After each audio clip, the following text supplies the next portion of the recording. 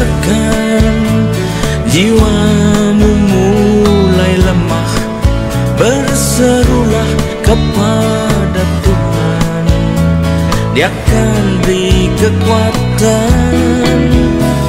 Bila kau merasakan hidupmu semakin susah, berserulah kepada Tuhan, Dia beri pertolongan dalam susah dan pencobaan. Dunia serasa menekan, lari tanpa tujuan, tiada kelepasan. Bertelutlah di kaki Tuhan, Dia tak pernah tinggalkan. Yesuslah yang melakukan dan beri kemenangan.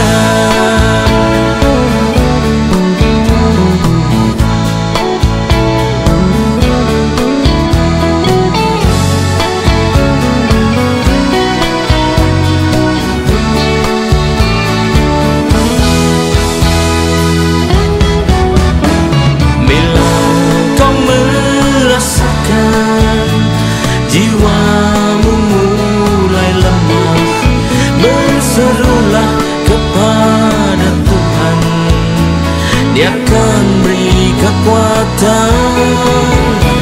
Bila kau merasakan hidupmu semakin susah, berserulah kepada Tuhan, Dia beri pertolongan dalam susah dan pencobaan.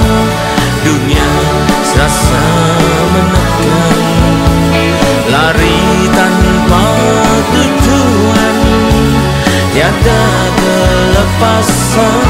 Bertelutlah di kaki Tuhan, Dia tak pernah tinggalkan.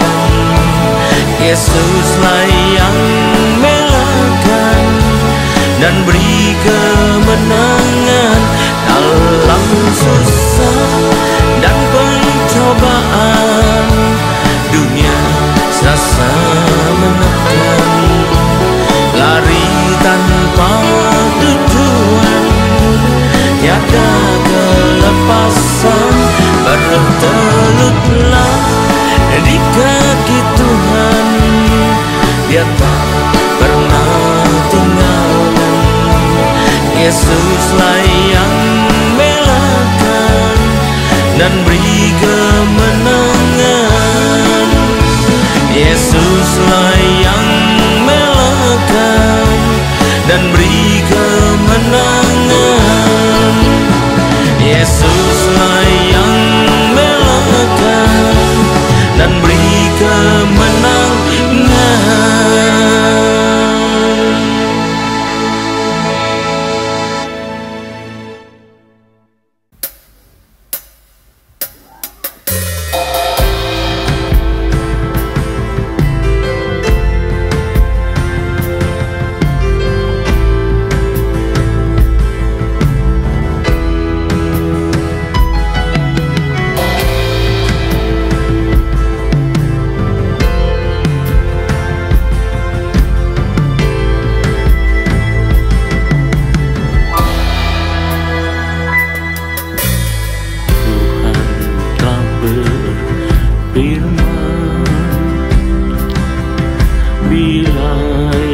menutup langit hingga tidak ada hujan, dan wilayahmu nyuruh belalang memakan habis hasil bumi, dan bila Ia melepaskan sampar di antara umat,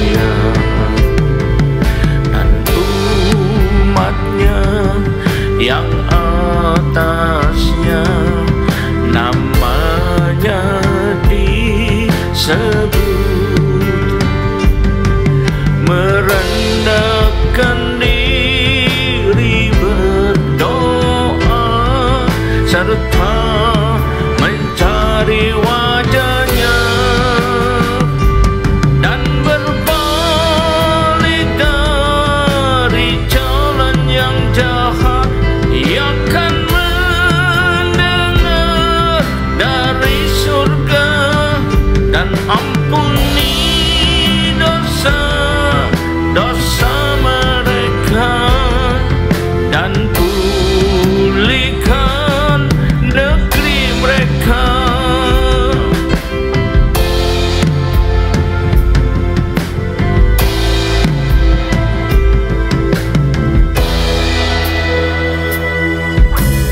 Tuhan telah berfirman, bila Ia menutup langit hingga tidak ada hujan, dan bila Ia menyuruh belalang memakan habis hasil bumi, dan bila Ia melepaskan sampar di antara umatnya, dan umatnya yang atasnya namanya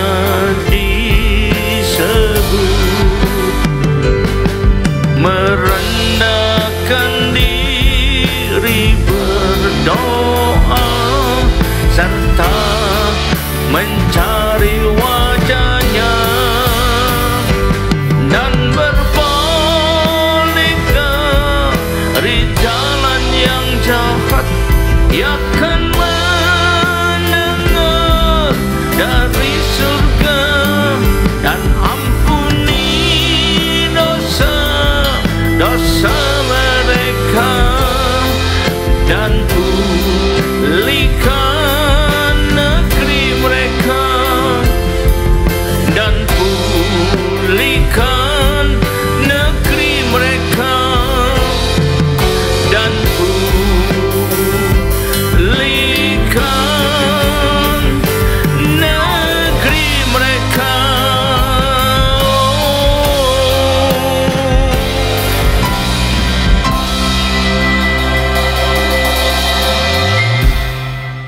Shalom, selamat berjumpa kembali saudara kasih Tuhan. Mari persiapkan diri kita untuk segera menerima dan masuk firman Tuhan. Sebelumnya marilah kita berdoa. Terima kasih Tuhan, kami umat-Mu siap menyambut firman-Mu. Urapilah kami semua dan urapi hamba-Mu yang akan menyampaikan firman ini, agar firman ini tidak kembali dengan sia-sia, tidak boleh masuk dan bertumbuh dalam hidup kami, bertumbuh dan menghasilkan buah yang baik dan berlipat ganda, yaitu sampai 30 kali, 60 kali, dan 100 kali ganda. Dan berikanlah pada kami semua Tuhan urapan roh hikmat dan wahyu daripada-Mu, agar pikiran kami terbuka, mata rohani terbuka, sehingga bisa menangkap dan mengerti isi firman-Mu ini dengan baik dan benar, yaitu tepat seperti apa yang Kau maksudkan kepada kami sebenarnya. Terima kasih Tuhan, kami siap sambut firman-Mu ini hanya dalam satu nama yang berkuasa, yaitu nama-Mu Tuhan Yesus Kristus. Haleluya, amin. Nah, shalom sekali lagi saudara kasih Tuhan. Mari kita persiapkan diri kita untuk segera masuk dan terima firman Tuhan. Tema dari firman Tuhan pada hari ini adalah Tuhan bertindak dengan keras, ya, terhadap diri kita maksudnya gitu ya, atau terhadap diri orang lain. Ini adalah hal yang sangat tidak kita inginkan, yang sangat kita takutkan, yang harus kita hindarkan, ya. Padahal pemikiran kita selama ini Tuhan itu begitu lemah lembut, Tuhan Yesus itu baik, tidak pernah bertindak keras. Tetapi Alkitab justru berkata sebaliknya, ya. Memang Tuhan lemah lembut kok. Mari kita baca. Dia sendiri mengatakannya. Yesus mengatakan, aku ini lemah lembut dan rendah hati. Mari kita baca di Matius 11 ayat 29. Pikulah kuk yang kupasang dan belajar padaku, karena aku lemah lembut. Jadi Tuhan itu lemah lembut. Iya betul, Tuhan itu lemah lembut. Tapi Tuhan juga keras loh. Nanti kita baca ayat yang lain, ya. Aku lemah lembut dan rendah hati, dan jiwamu akan mendapat ketenangan, ya. Sebab kuk yang kupasang itu enak dan bebanku pun ringan. Beban dari Tuhan itu ringan terasa karena kelemah lembutan Tuhan. Nah ini ya, karena kita mengasihi Tuhan. Ada persyaratannya, bukan asal-asal aja. Beban dari Tuhan pasti ringan, pasti enak. Enggak juga. Ada persyaratannya untuk bisa merasakan kalau diberi beban oleh Tuhan. Misalnya tugas untuk menginjil, tugas untuk melayani seorang, itu bisa terasa ringan dan enak kalau kita punya kasih cinta yang besar kepada Tuhan dan punya iman kepada Tuhan ya. Jadi memang lemah lembut Tuhan itu. Namun di sisi lain, dia juga mengatakan dirinya, menyatakan dia sebagai Allah yang keras dan tegas ya. Demi untuk kebaikan kita semua, agar kita bisa jadi anak-anak Tuhan yang tidak manja ya, dan hidup kita bisa berkualitas di pemandangan Tuhan. Untuk itu dia kalau perlu bertindak dengan keras ya. Kita perhatikan, Tuhan mengatakan perhatikanlah kemurahan Tuhan, tapi juga kekerasannya. Ya ini ya, dikatakan firman Tuhan di kitab Imamat 26 ayat 27 29 mengatakan demikian. Imamat 26 dibuka dengan apa? Dimulai dengan judul perikop berkat atau kutuk. Dan kita lihat nih, berkat kemurahan Tuhan, kutuk karena kekerasan Tuhan. Ya, jadi Tuhan memang bisa bertindak dengan keras, tapi tujuannya adalah untuk kebaikan kita. Ayat 27 sampai 29 dikatakan firman Tuhan, dan jikalau kamu dalam keadaan demikian ya pun tidak mendengarkan daku dan hidupmu tetap bertentangan dengan daku atau Tuhan itu, daku itu, maka aku pun akan bertindak keras melawan kamu, dan aku sendiri akan menghajar kamu 7 kali lipat karena dosamu, dan kamu akan memakan daging anak-anakmu laki-laki dan anak-anakmu perempuan. Nah ini kata Tuhan. Jadi sih jelas sekali buat untuk keras. Jangan kita mendebat, enggak bisa, Tuhan itu lemah lembut, Tuhan itu kasih, Tuhan itu baik. Iya, Tuhan baik, betul, 100% betul, tapi juga 100% keras. Jadi kalau ada orang tua yang mengasihi anaknya, sungguh-sungguh mengasihi, apa hanya lemah lembut? Anaknya mau masuk jurang, ya nak, enggak apa-apa, jalan aja. Kalau sudah masuk jurang ibu berduka cita. Kan enggak mungkin begitu. Keras juga bapak. Balik sini kamu. Waduh. Kalau anak itu enggak tahan satu makanan, sukanya makanan itu terus, makan ikut terus, pasti bertindak keras dengan dirampas makanan itu, dibuang semuanya. Karena ini merugikan kesehatanmu demi untuk kepentingan dan kebaikan anak itu sendiri. Apalagi Tuhan. Dia sungguh-sungguh Bapak yang baik bagi kita ya. Tindakan keras itu lakukan terutama ya, dia ambil adalah untuk apa? Yang pertama, supaya kita jangan sampai mempermainkan Tuhan. Kalau Tuhan tidak keras, lembek-lembek terus, malah dipermainkan oleh kita yang tidak tahu diri, malah merendahkan Tuhan ya. Kita baca Galatia 6 ayat 7. Janganlah sesat, Allah tidak membiarkan dirinya dipermainkan, karena apa yang dilakukan orang itu juga yang akan dituainya. Apa yang ditabur orang itu juga akan dituainya. Artinya apa? Dia akan bertindak keras kalau kita mulai mempermainkan dia ya. Apa arti mempermainkan? Sudah tahu salah tetap dilakukan gitu ya. Jadi kalau kita memang salah, jangan kita mencari-cari alasan, mencari-cari pembenaran, berlaku sok benar, merasa sok benar ya, membenarkan diri sendiri. Itu namanya mempermainkan Tuhan. Karena Allah kita maha tahu, tidak bisa ditipu, tidak bisa dikecohi, tidak bisa dikelabui. Dan apa yang kita tabur atau kita lakukan itu juga yang akan kita tuai dalam kehidupan ini ya. Kita baca Ayub 4 ayat 8. Ayub pasal 4 ayat ke-8. Yang telah kulihat ialah bahwa orang yang membaca kejahatan dan menabur kesusahan, ia menuainya juga. Apa yang kita tabur itu kita tuai. Apa yang kita lakukan itu hasil yang akan kita dapatkan ya. Jangan salah. Lalu kita baca lagi Hosea 8 ayat 7 ya. Hosea 8 ayat 7. Sebab mereka menabur angin, maka mereka menuai puting beliung. Nah, apa yang ditabur angin, maka tuainya apa juga itu yang ditaburkan, yaitu apa? Malah puting beliung. Gandum yang belum menguning tidak ada pada mereka. Tumbuh-tumbuhan itu tidak menghasilkan daging. Dan jika beri hasil, maka orang-orang lain akan menelannya, mengambilnya, menikmatinya, bukan dia sendiri. Ini adalah hasil daripada taburannya. Itu yang dituai oleh mereka. Jadi jangan permainkan Tuhan. Dia Allah yang maha tahu, tidak bisa dikecoh, tidak bisa ditipu. Mungkin dengan air mata kita, dengan teriakan-teriakan kita, dengan seakan kita cinta mati-matian sama Tuhan, tapi kita permainkan Tuhan. Tuhan tahu, Tuhan tidak bisa dibohongin. Dia Allah maha tahu, Dia Allah maha kuasa, maha berdoa. Dia berkuasa juga untuk menjatuhkan kekerasannya kepada kita. Nah, ini yang pertama. Jadi kenapa Tuhan bertindak keras kepada kita? Supaya kita jangan mempermainkan Tuhan, apalagi terbiasa mempermainkan Tuhan, ya. Orang bisa dikecoh, orang banyak pun bisa tidak menyangka bahwa di balik itu semua kita permainkan Tuhan, tapi Tuhan tidak akan pernah dipermainkan.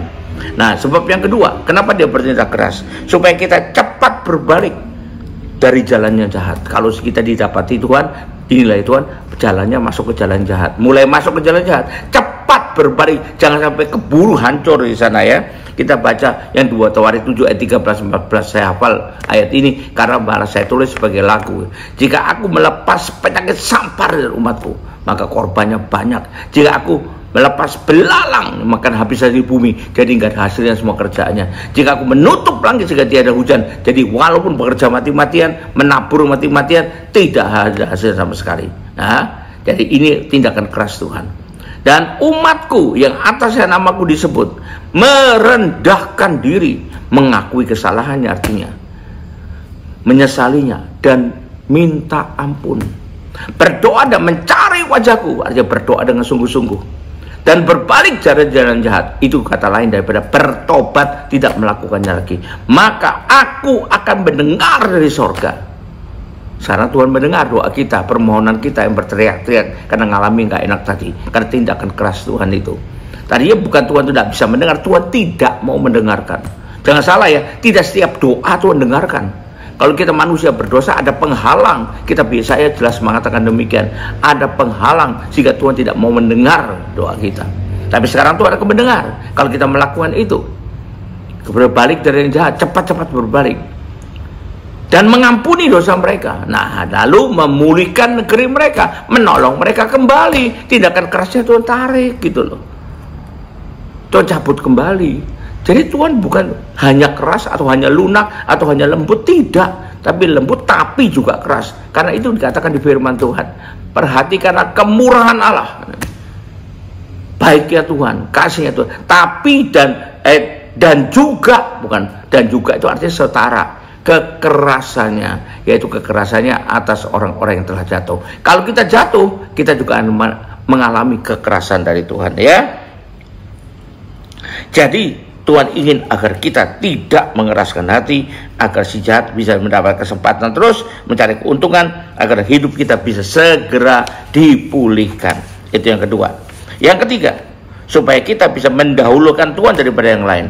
Kalau kita selama ini mendahulukan yang lain dulu daripada Tuhan, apakah itu keluarga kita, apakah pekerjaan kita, apakah yang lain hobi kita, maka hati-hatilah. Tuhan bisa satu kali bertindak keras agar kita mendahulukan Tuhan lebih daripada yang lain. Kita Matius 6:33 mengatakan, carilah dulu ya, kerajaan Allah dan kebenarannya, ya.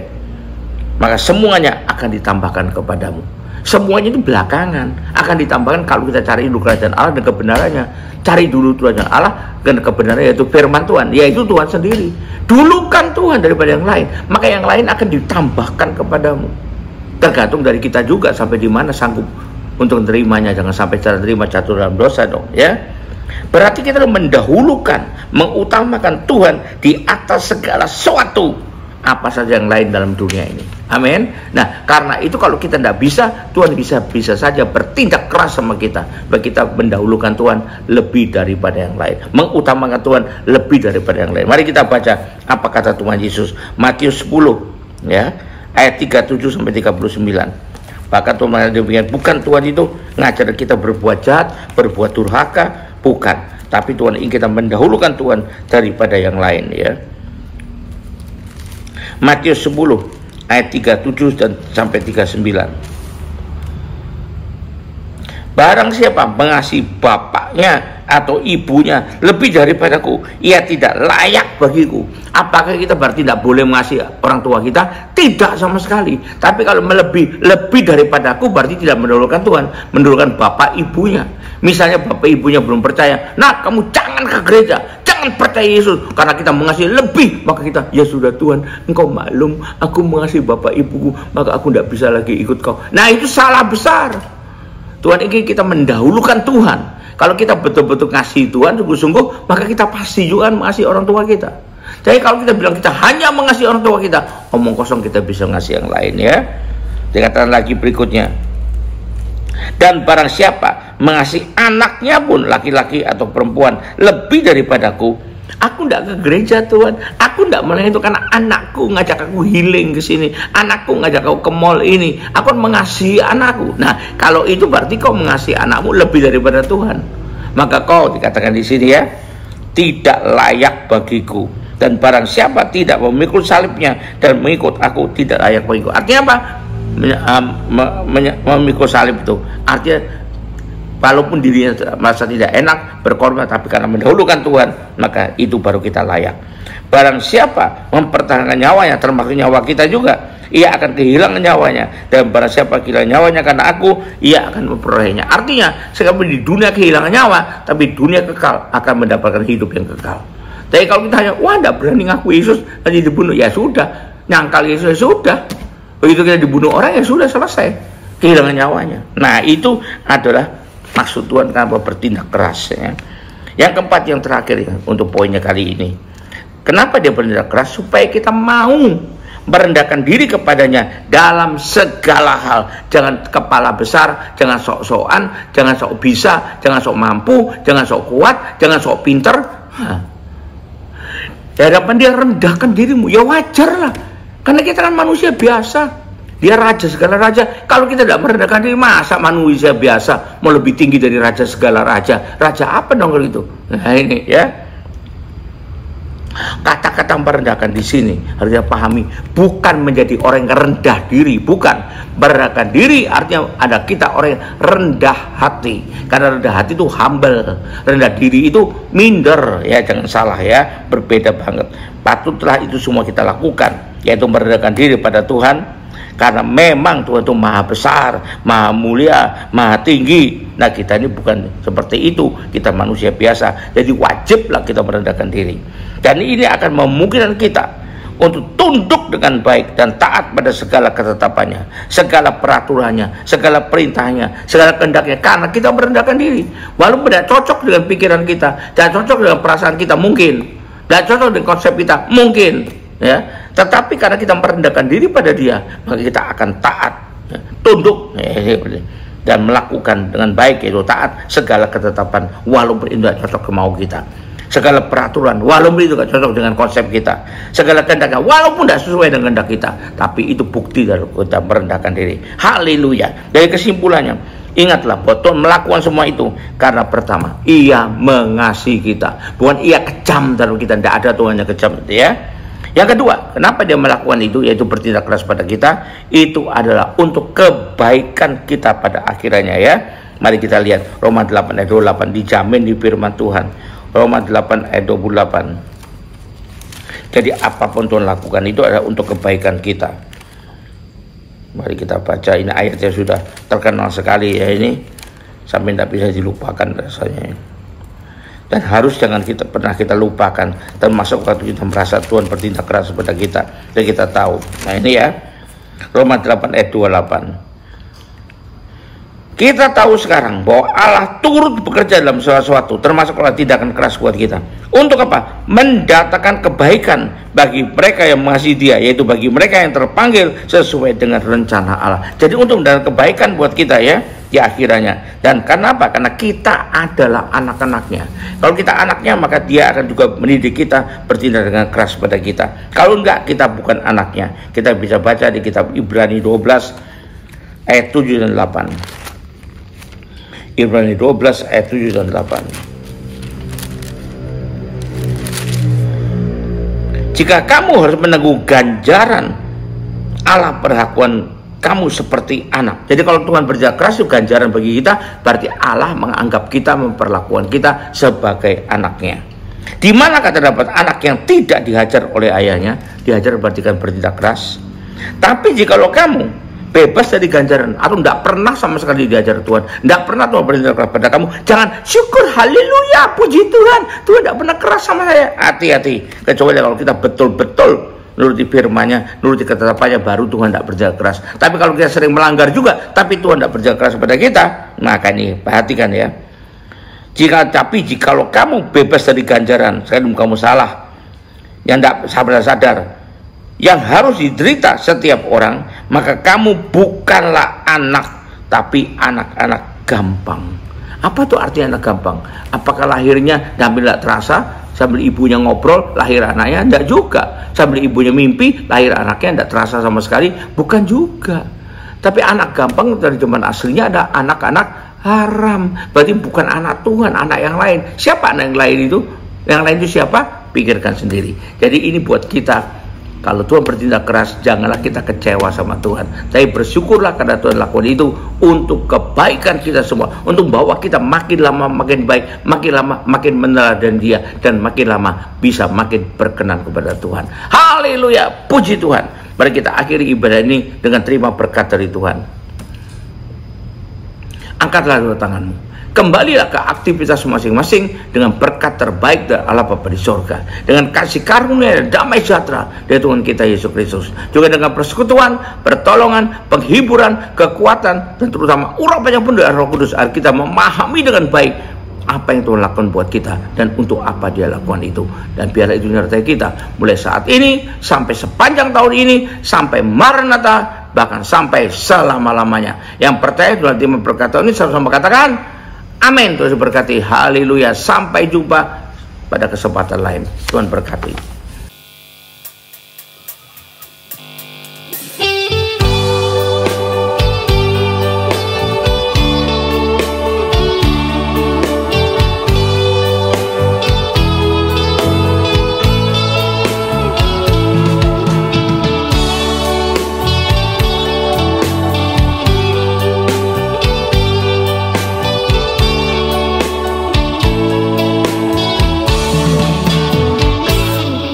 Yesuslah penyelamat hidupku,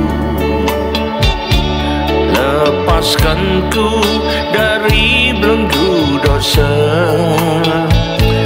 Dia pimpin jalan hidupku jadi baru, dan tanggalkan hidup yang penuh noda.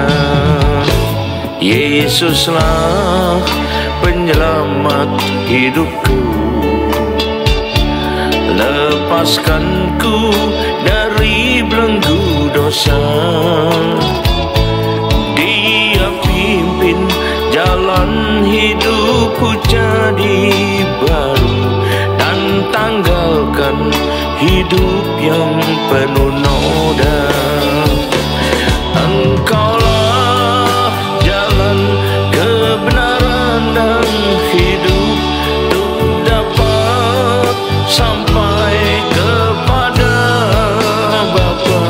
Ku sembah dan ku muliakan nama-Mu, Yesuslah Tuhan dan Rajaku.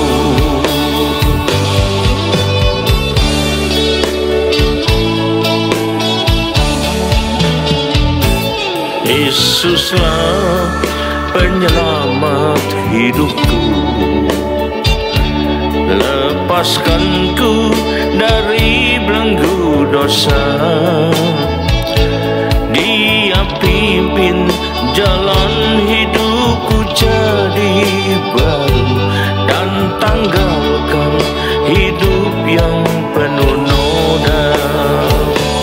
Engkaulah jalan kebenaran dan hidup, untuk dapat sampai kepada Bapa.